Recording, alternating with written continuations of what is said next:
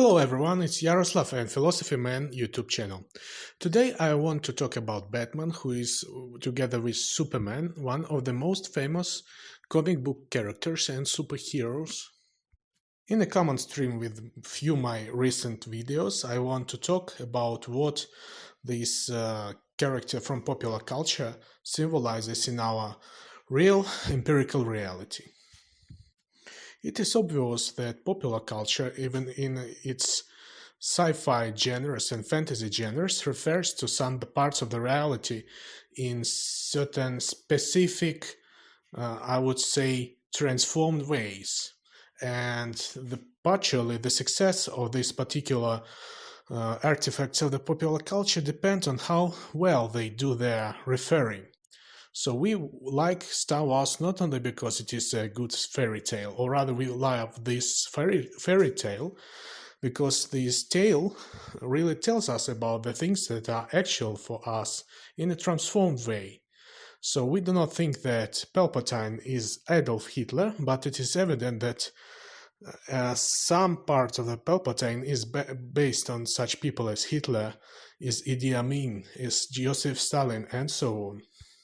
The politics, the geopolitics, and even national politics is often an esoteric topic for simple citizens, or they rather have primitive judgment about it, uh, previewed by television and internet news. As for the professional political scientists, I think everything depends on particular cases, but still, most of the simple citizens don't have access to the sources about politics to have certain original and adequate judgment about this sphere of reality. The same goes for the tyrants and dictators and totalitarian states of the past, which are viewed on the deep level only by few specialists in 20th century history. Nevertheless, popular culture is accessed and is accessible for much bigger quantity of simple citizens.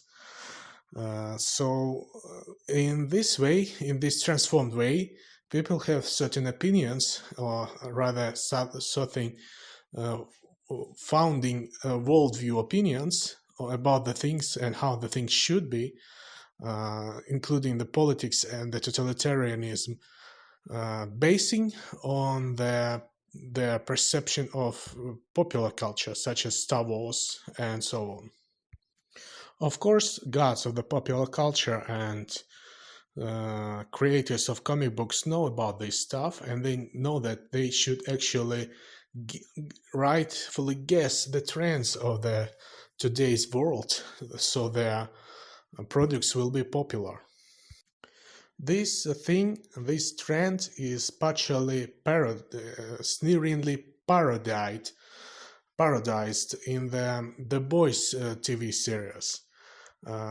Managers of Homelander, the awful villain and maniac, say that he should represent America, baseball, stars and stripes, and so on, to be popular and to bring revenue and profit to his company.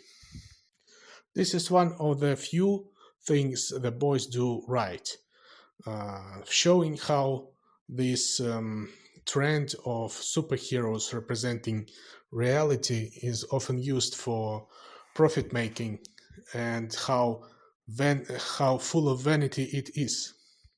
This is also true of the real superheroes, I mean the comic book superheroes who exist in our version of the reality. And it is evident that Superman is, in a sense, a metaphor for representing the strengths of the America as a nation, the global protector, noble and courageous, and so on. However, the character of Superman is very straightforward, and it is more interesting to talk in this sense about Batman, who is much more uh, dark character, representing another part of the American society. So, as you know, Batman is a character who fights crime, including kingpins who are too powerful and have too many powerful allies in the official politics, so the simple police have no way to get to them. In this sense, I think it is evident that Batman is a mascot metaphor for Western intelligence, military intelligence, and other such organizations.